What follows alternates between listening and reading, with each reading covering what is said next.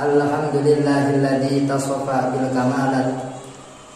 Wassalatu wassalamu ala sayyidina Muhammadin alladzi uyida bil mu'jizat wa ala alihi wa sahbihi alladzi fa'alul hasanat wa jitanibul munkarat. Amma ba'du. Alhamdulillah, segala puji bagi Allah, salawat salam tercurahkan kepada Nabi kita Muhammad sallallahu alaihi wasallam yang mana telah menjadikan kita saudara seiman, seislam. Al-mu'min akhul mu'min. Orang mukmin adalah saudaranya orang mukmin yang lainnya juga. Alhamdulillah kita sudah ketemu sama saudara kita dan guru saya juga lah. Guru apa namanya? Guru itu tidak harus belajar, tapi orang yang memberikan kebaikan maka itulah guru saya. Insyaallah.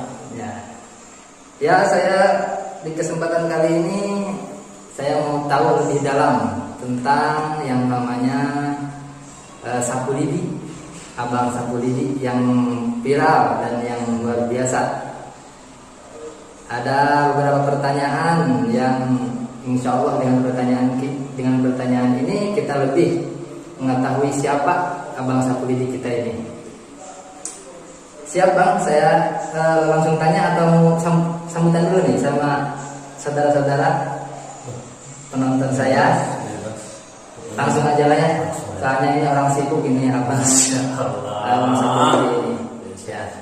Pastilah udah nggak harus dijelasin lagi siapa bang sapu lidi ini. Insyaallah. Ada beberapa pertanyaan yang saya ingin ajukan. Satu, banyak orang bertanya-tanya termasuk saya, siapa sih Bang Sapu Lidi ini? Nama aslinya gitu. Nama asli saya itu Muhammad Ilyas, yang biasa dikenal di media itu Ahmad ya. Kalau pribadi biasa kita di rumah itu dipanggil Ilyas. Jadi 3 nama ini dalam satu nama dipanggil jadi 3. Muhammad dipanggil Ahmad, Ilyas dipanggil Ilyas, seperti itu. Nanti yang jelas nama asli yaitu Muhammad Ilyas. Alhamdulillah. Sebabnya apa tuh bisa dinamakan Sapu Lidi gitu?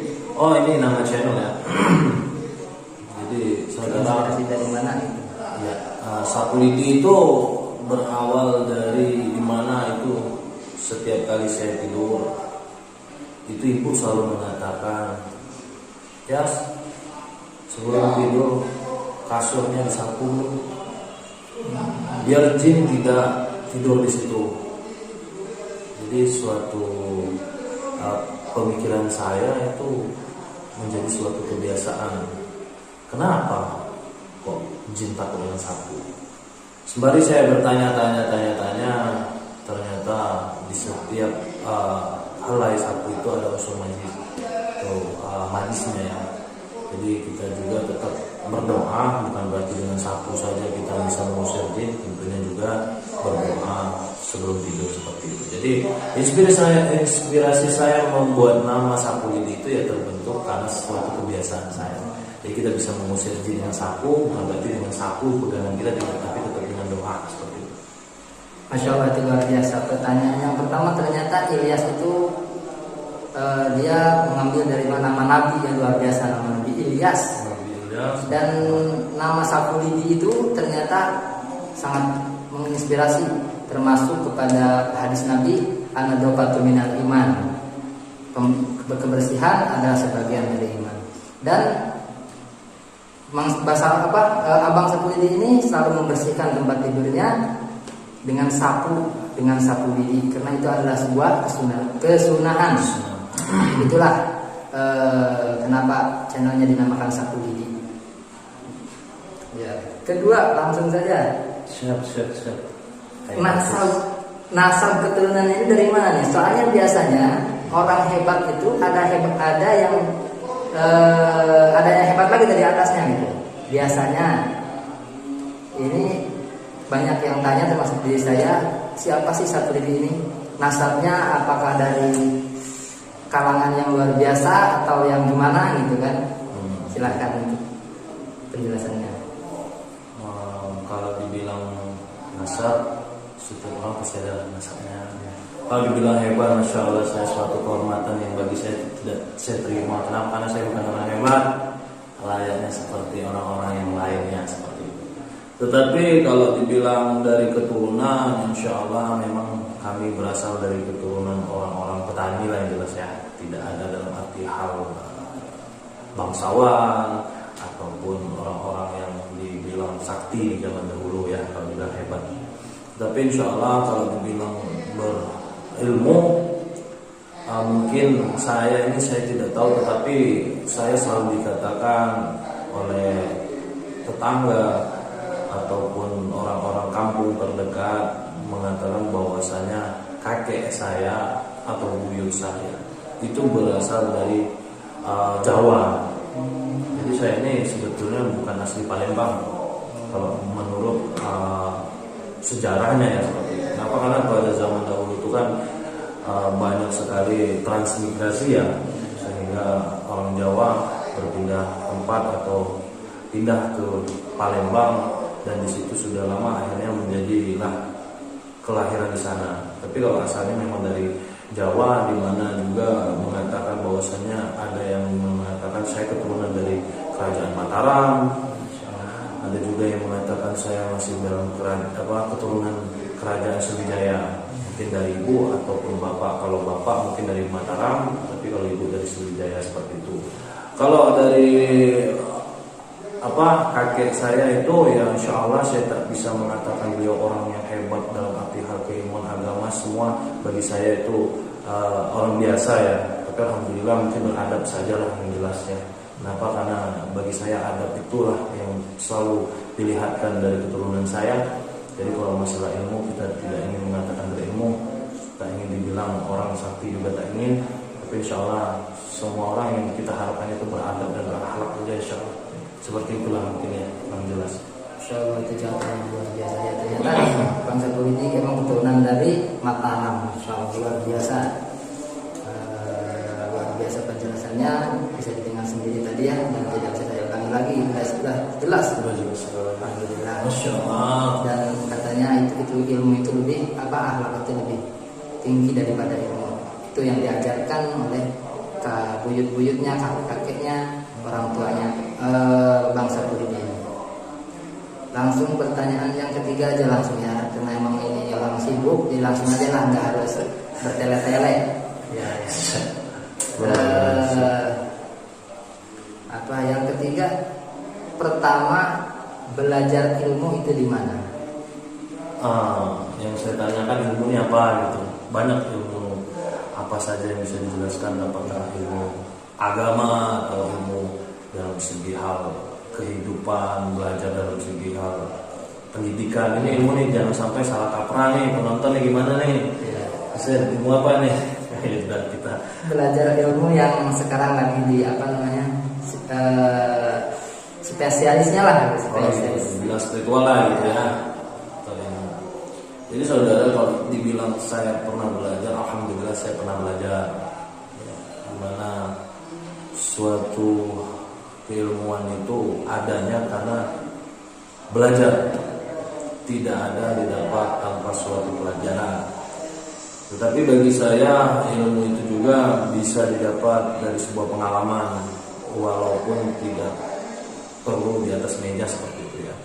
Tetapi kita juga jangan membenarkan ketika kita mendapatkan keilmuan itu dari pengalaman lalu kita salahkan orang yang belajar di materinya atau di buku bangkunya. Jadi saya juga perlu belajar dari segi materi ataupun dari segi pengalaman. Jadi kalau dibilang keilmuan, insya Allah saya pernah belajar itu dulu di suatu daerah itu bernama Lampung, dan di situ ada guru saya itu bernama Sayyid Iskandar. Beliau dulu pernah mondok, bukan mondok ya, dalam arti bukan pernah, tapi guru juga di setiap pondok. Dia juga pernah di Tugu Ireng, keluaran ataupun alumni dari Tugu Ireng, bahkan banyak juga dari tempat-tempat, karena saya tidak bisa menyebutkan nama tempatnya ataupun nama pondoknya, karena tidak ingin menjadi sebuah hal yang dikatakan memanfaatkan nama. Apalagi sekarang kan nama pondok itu tentu jadi suatu alasan nih saya pernah keluar di sini saya gitu. Tapi alhamdulillah yang saya dapat di situ memang beliau adalah orang yang luar biasa. Saya tidak bisa bilang bagaimana. Jadi saya pernah belajar ilmu apapun yang sudah saya pernah belajar, terutama al-hikmah, kedua ilmu kehidupan lah yang jelas ya. Sehingga saya pun banyak sekali belajar dengan beliau. Itu saja sih, dan bisa saya sebutkan banyak-banyak ya. Mungkin bisa dipahami seperti itu. Nah itu penjelasannya ternyata sangat jelas. Ternyata guru beliau adalah Al-Alim Al-Alamah Syekhuna Iskandar yang berada di Lampung. Karena kalau kita punya ilmu tapi tak punya guru, maka fasyaihu syaitan, guru kita adalah setan. Belajar tanpa guru, maka gurunya adalah setan. Dan alhamdulillah masuk ke pertanyaan yang kelima. Setiap orang pasti kita menginginkan kesuksesan. Dan jalan kesuksesan orang itu beda-beda. Dan kita tanyakan apa yang menjadi jalan suksesnya Abang Sapulidi ini.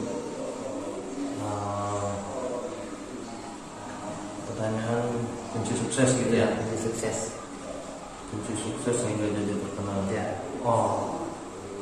Jadi bagi saya kesuksesan itu siapapun berhak. Bagi saya siapapun berhak untuk sukses. Kenapa demikian? Karena sukses itu untuk sekarang itu menjadi suatu idaman bagi kehidupan kita. Contohnya lingkungan lah yang jelas ya. Siapa sih pengen sukses? Siapa sih tidak pengen sukses? Jelas pengen sukses supaya memberikan kebahagiaan untuk orang banyak, terutama keluarga dan kedua dan orang sekitar. Bahkan dengan sukses juga ada rasa kebahagiaan yang kita rasakan sehingga kita mampu lebih daripada orang lain. Kenapa demikian? Jadi sukses ini saudara bagi saya adalah suatu kalau dibilang tantangan bagi saya, sehingga saya harus bisa mencapai tersebut. Kenapa orang bisa dan kita tidak bisa? Kenapa orang jadi seperti itu? Kenapa kita tidak bisa seperti itu? Alasannya apa? Padahal kita sama-sama berakal, padahal kita sama-sama memiliki suatu pembelajaran ataupun motivasi yang pernah kita dengar. Tapi kok kita tidak bisa seperti itu? Nah, ini yang perlu kita gali di dalam diri kita. Kita ingin sukses, jangan cuma berbicara saya ingin sukses, bukan, tetapi tanamkan di dalam hati saya harus bisa seperti itu. Ketika hati kita selalu mengatakan saya bisa seperti itu, saya bisa seperti itu, sehingga semangat pun akan mulai berasal dari mana? Mimpi dulu nggak apa-apa. Ketika bermimpi, insya Allah kita mulai untuk melakukan.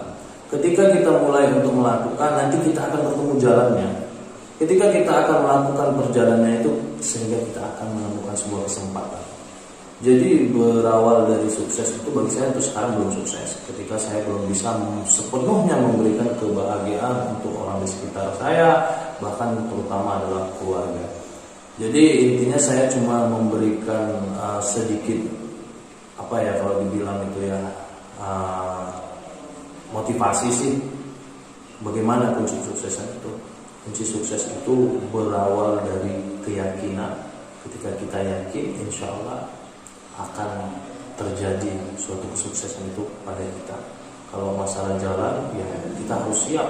Akan melalui fase duri, kita akan melalui fase hujan, badai, selalu menerjang kita. Tetapi ingatlah, semangat kita akan selalu ada. Terutama kita lihat wajah orang tua kita, di mana beliau sudah mengandung kita, menyekolahkan kita, sehingga kita sudah besar.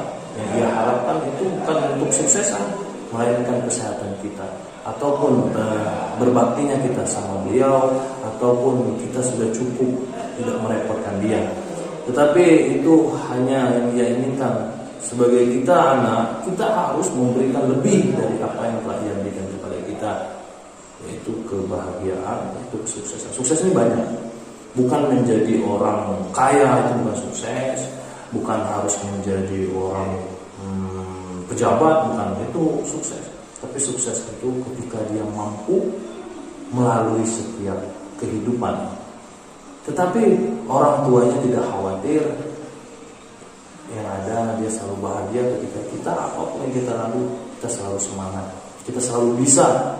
Nah, itu sebagai saya sukses, sehingga kita diakui karena memang karya kita, karena memang usaha kita, bukan karena kecantikan ataupun kegantengan kita sih, ataupun jabatan kita, itu bukan, tetapi prestasi yang kita kembangkan sehingga dia pun tidak sia-sia melahirkan kita dan bisa membuat dia tersenyum. Mungkin itulah bagi saya sukses yang mungkin panjang kali.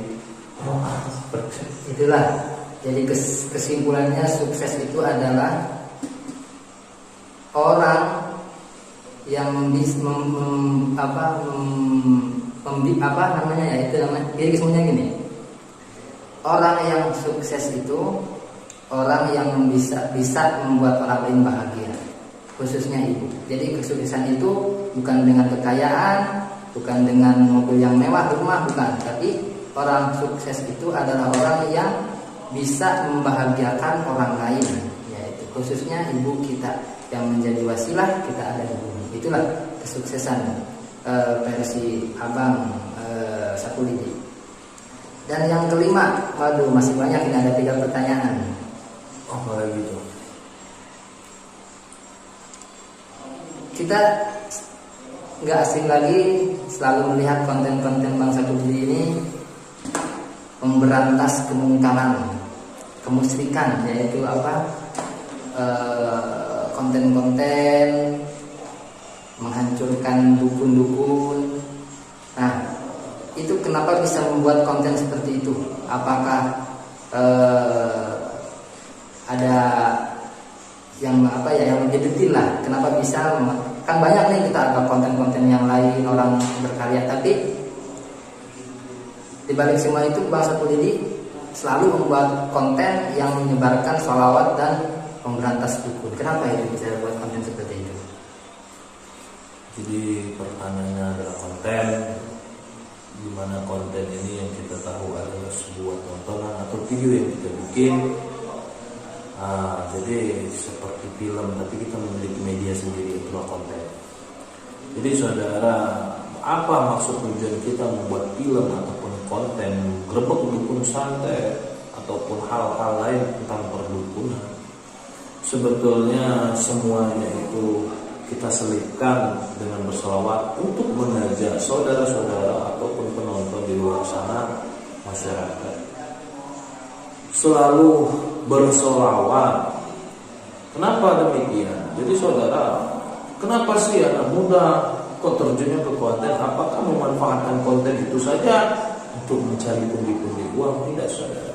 Ketika kita tidak berilmu tapi bermainkan sesuatu hal tentang mistis ataupun goib-goib yang kita tidak paham, itu akan menjadikan penyakit pada diri kita kalaupun kita tidak tahu. Ya, nah tetapi memang saya juga alhamdulillah, ya kalau dibilang tujuan saya bikin konten itu memang tidak lain dan tidak bukan ingin mengajak orang jangan takut untuk hal-hal yang berbau dengan santet. Apalagi kan kita di Indonesia ini terkenal nih yang namanya santet. Di luar sana tidak ada nih santet.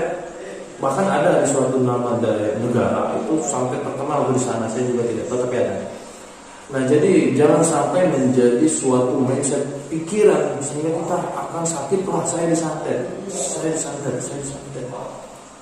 Padahal itu hanyalah sugesti. Jadi perdukuhan di Indonesia ini banyak sekali, ya. Jadi kita mengajak supaya mereka atau perdukunan ini tidak lagi menjadi tempat untuk masyarakat mengatasi sebuah masalah ataupun penyakit, sehingga mereka yakin bahwa dengan bersolawat, dengan yakinkan kepada Allah, sehingga mindset yang selalu ditanamkan keyakinan dan begitu pun juga yakin hati kita bahwasanya Allah Maha Penyembuh, insya Allah. Apapun yang sudah kita ketahui dukun, kita tidak akan takut lagi dukun. Apapun yang kita ketahui dengan santet, kita tidak akan takut lagi dengan santet. Sehingga kita sakit, kita yakin bahwasanya inilah adalah sakit Allah yang memberikan penyakit, sehingga kita selalu berpikir positif Allah akan menghapus dosa kita. Jadi jangan lagi berpikir santai itu yang kita harapkan dari tontonan kita. Ya. Tapi ambil yang positif, buang yang negatif, sehingga kita juga menjadi orang-orang yang berada di jalan Allah, tidak iri dengki, dan selalu menjaga hati kita dan jangan kotori hati kita. Seperti itu sebenarnya. Ya, itulah penjelasannya. Ternyata buat konten itu ternyata satu buat meyakinkan kita kepada Allah, dan dua untuk menyebarkan sholawat. Karena apapun pekerjaannya, sekecil apapun pekerjaannya, kalau tujuannya sholawat, tujuannya Nabi, maka kita adalah nanti akan digolongkan sama orang-orang yang beruntung. Amin. Seperti yang dijelaskan, man kana sallallahu alaihi wasallam ta'dimuhu man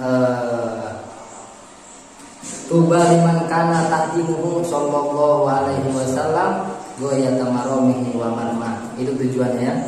Buat konten itu hanya untuk apa? Tujuannya menyebarluaskan sholawat. Karena dengan sholawat kita akan lebih baik hidup kita dengan sholawat. Ya itulah. Jadi apapun yang dikerjakan kita harus karena Nabi.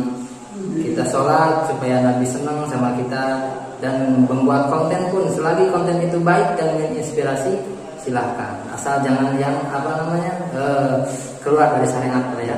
Nah, yang keenam dan yang ketujuh langsung aja ini pesan untuk penonton dan untuk pencari ilmu. Pesan di sini maksudnya nasihat ya. Karena kita itu butuh dengan nasihat sebagaimana yang dijelaskan dalam kitab Arba'in, ad-dinun nasihat. Agama itu adalah nasihat. Maka orang yang bagus agamanya tidak akan pernah merasa cukup dengan nasihat, akan selalu butuh terus dengan nasihat. Maka kesempatan kali ini kita mintalah nasihat kepada kakak kita ini, Bang Sapu ini. Silakan penonton dan pencari ilmu. Jadi saudara, nasihat saya sebelumnya, saya juga bukan berarti orang yang tidak butuh nasihat, saya selalu ingin memberikan nasihat saja, dan saya juga butuh nasihat. Saya juga bukan berarti orang yang sudah dikategorikan berilmu ataupun orang hebat, sehingga saya berguna untuk orang lain, dan kata-kata saya perlu saya perlu dicerna oleh setiap orang. Tapi tidak saudara, saya juga sama seperti saudara, kita semua sama, tidak ada yang membedakan kita. Kenapa seperti ini? Supaya saudara juga mendengarkan nasihat kepada orang-orang di sekitar saudara. Tidak perlu untuk siapapun. Nasihat itu orang tua juga memberikan nasihat. Jadi bagi saya nasihat apa yang saya berikan, bagaimana saya juga diberikan nasihat oleh orang-orang yang di sekitar saya. Nasihat saya ketika saat ini, saya ingin buat saudara di luar sana, jadilah orang-orang yang cerdas dalam berpikir, dan berpikir dalam berpikir positif, jangan negatif. Kenapa? Kalau kita selalu berpikir positif, insya Allah kita jauh dari kata hal-hal yang mengandung dengan sifat iri dengki. Kenapa saya selalu mengatakan tadi iri dengki? Kenapa tidak, saudara? Penyakit hati itu bahaya sekali, saudara, sehingga kita akan merasa tidak tenang hidup kita. Jadi ketika kita ingin tenang, ya kita harus berpikir positif. Ketika kita memiliki masalah, ya kita harus berpikir positif, bahwa masalah itu datangnya dari Allah. Ketika kita memiliki rezeki, alhamdulillah, kita harus selalu tanamkan syukur. Itulah bentuk dari berpikir positif, sehingga kita akan tenang. Apapun yang akan kita lalui, kita selalu terima, tidak pernah mengeluh, tidak pernah merasa bahwasanya Tuhan tidak adil segala macam, tidak. Jadi berpikir positif itu pesan saya, walaupun satu kata positif, tapi insya Allah bisa dicerna semuanya di situ. Terus untuk mencari ilmu ini dalam arti hal apa nih, Husni? Dalam semua ilmu, semua ilmu lah, seperti ilmu syariah, dan kalau yang lagi sekolah ya supaya sekolahnya semangat. Semua ilmu yang baik gitu. Untuk mencari ilmu siapapun dia. Jadi untuk saudara, untuk saya juga termasuk orang mencari ilmu ya. Kita semua dalam fase mencari ilmu. Bahkan saudara saya juga mungkin sama dalam mencari ilmu. Jadi nasihat ilmu untuk saya, untuk saudara di luar sana. Mencari ilmu, nasihat saya harus tetap semangat. Dimana kita pergi dari rumah, kita sudah ingin mencari. Jangan sampai ketika kita sudah sampai di tempat, kita bimbang lagi. Jangan bandingkan sesuatu hal keilmuan dengan keilmuan yang lainnya, tapi jadikanlah hal yang sudah kita jalani ini, ilmu yang sudah kita terima ini, sehingga kita bisa mengetahui yang namanya perbedaan. Jadi ilmu ini banyak saudara. Ada yang mencari ilmu dalam kehidupan sekolah belajar, ada yang mencari keilmuan dari keagamaan segala macam. Jadi semua ilmu ini adalah ilmu kalau dibilang semua ilmu ini yang terbaik lah yang jelas. Kenapa? Ketika kita sekolah, semua pasti mengajarkan yang namanya akhlak, adab. Ya, jadi barulah timbul ilmu. Jangan sampai kita mencari ilmu melupakan yang namanya adab dan akhlak. Jadi ilmu tetap, tapi yang jelas akhlak dan adab juga harus seimbang. Jadi semangat untuk belajar di luar sana. Hormati guru, hargai saudara, insya Allah semua akan kita dapatkan apa yang sudah kita niatkan. Itu saja kali ya. Saya kalau panjang-panjang takut. Ya itulah salah. Penjelasan buat kita semua, pesan buat kita semua. Satu, itu kita harus positif, berpikir positif, berpikir baik, berprasangka baik, maka semua yang akan datang kepada kita pasti semuanya kebaikan. Kalau kita selalu berpikir baik. Dan untuk mencari ilmu harus optimis, harus bisa pasti kamu bisa selagi kamu masih belajar. Positif dan optimis, itulah yang luar biasa, nasihat yang sangat simpel dan bisa kita cerna. Alhamdulillah, itu penjelasan dari abang kita Safudidi yang sudah memberikan kita waktu untuk menjelaskan tentang dirinya, tentang perjalanan ilmunya. Alhamdulillah, semua alhamdulillah. Saya ucapkan terima kasih kepada abang kita Safudidi. Nah, sebelum saya menutup percakapan ini, saya akan bersalawat dengan salawat Jibril. Bismillahirrahmanirrahim. Allahumma shalli wa sallim wa barik alaihi. Sallallahu ala Muhammad. Sallallahu alaihi wasallam. Sallallahu ala Muhammad. Sallallahu alaihi wasallam. Dengan berkah sholawatan, hilang hasil semua tujuan, hilang semua kesusahan, dengan berkah Nabi panutan. Ya, sekian dari saya. Wa minkum. Wassalamualaikum warahmatullahi taala wabarakatuh.